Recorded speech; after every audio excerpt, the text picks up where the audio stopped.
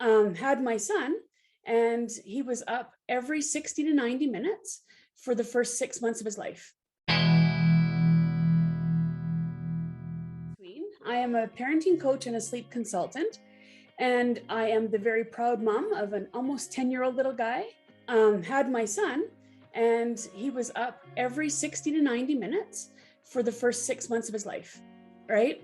And I have all the information, or I thought I had all the information needed to help me work with kids. But it's completely different when it's your own. I learned that awfully quick.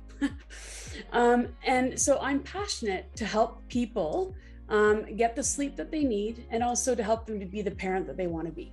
So tell us about sleeping. How does it impact families? Oh, well, the thing is, not only is it not, you're not able to be the parent that you want to be when you don't have sleep, you're not able to be the human you need to be able to function, right? You can't be, you can't function properly, and things happen like if you're not getting enough sleep as an adult, things like your brain fog sets in. You'll be forgetting things. You won't be able to be as productive at work. There's so many things that will affect it, and then your overall mental health declines, right? Because you're just exhausted and you're literally functioning on fumes. So sleep will help you be refreshed. It'll help you get it helps restore your body enough that you're going to be able to have the mental stability and power to work or to be the next day, right? And also, one of the biggest things that happens when you're not getting enough sleep is you get ill. Like you actually can physically get sick. So I know for myself, I was getting a lot of colds, couldn't fight off my allergies for love nor money. And it was all because I wasn't getting that cell repair that you need when you're getting rest. Definitely. And that's why, it's so important, especially for new parents. And, as you said that 10 years ago, you had your child. I had my first one 5 years ago. It's going to be 5 years ago.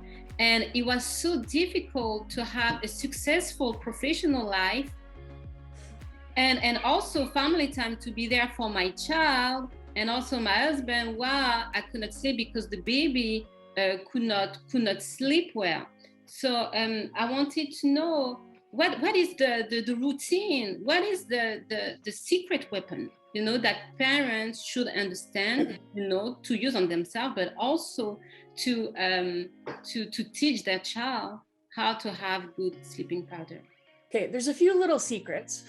One of the biggest ones is that your daytime routine, your child's daytime routine, your daytime routine actually is what helps set your child up for a good night's sleep.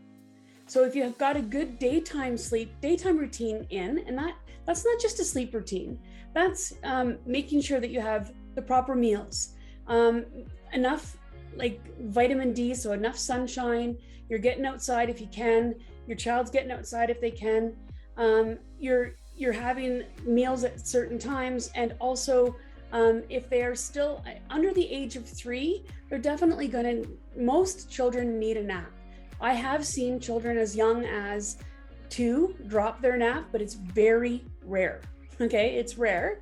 But so if your child's getting enough daytime sleep, then they're going to be able to get enough nighttime sleep. And why does that happen? Well, if they're not getting enough daytime sleep, then they're overtired, and overtired people wake up several times. And so do people that get too much daytime sleep.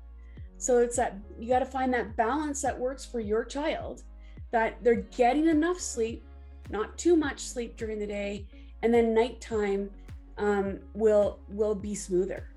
Okay?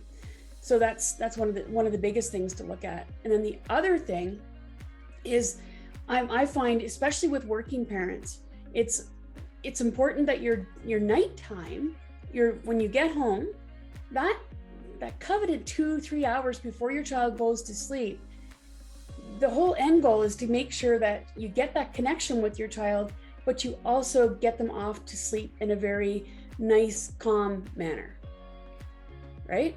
And that can be done pretty easily.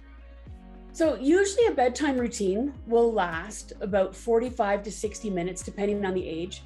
Younger children, so under the age of 1, that routine can be 20 minutes, right? Be that, you're doing your bath. If you do a bath, then you're getting dressed, and then you're putting them in their nice cozy PJs with a sleep sack. If they're like, a sleep sack will really help, because it's important. According to the Canadian American Pediatric Society, they recommend that little ones under the age of 1 do not have anything in their crib or in their place of sleep. So using a sleep sack will help keep your little one warm, but it will also help extend the length of time your child stays in their crib.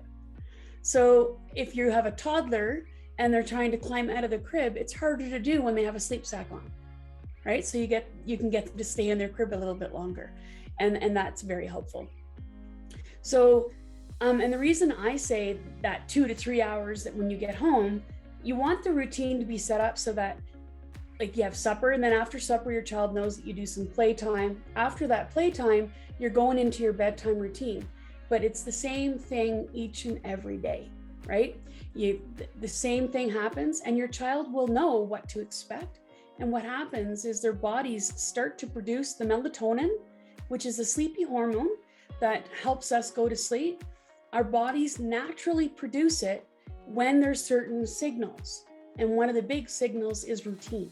Parents have older children that think that, no, I don't need to sleep are for weak people, I can stay all night up.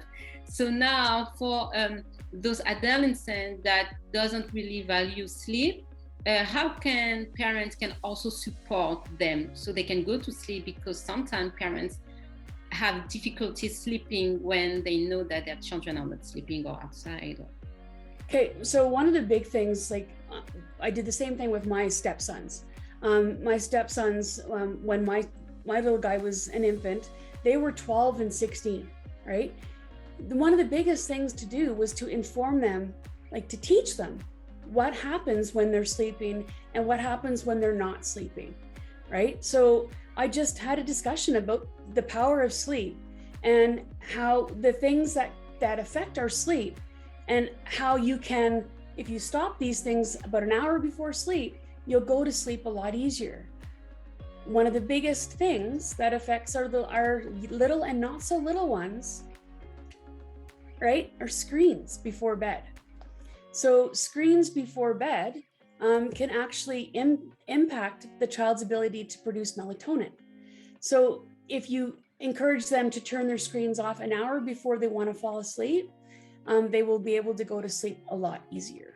And that is, I get a lot of families, working families, that tell me that they want to keep their child up a little bit so they can have that intense, like, a good relationship with them. They want to spend time with them, and they feel bad for not spending time with their children. One of the biggest pieces of information I can give you is that all it takes is 10 to 15 minutes a day, 10 to 15 minutes of child-directed play. So where you kind of follow your child's lead, your child is going to feel connected, secure, and you're really going to be that connection with them. And that's all it takes. It doesn't take 2 hours. It takes 10 to 15 minutes.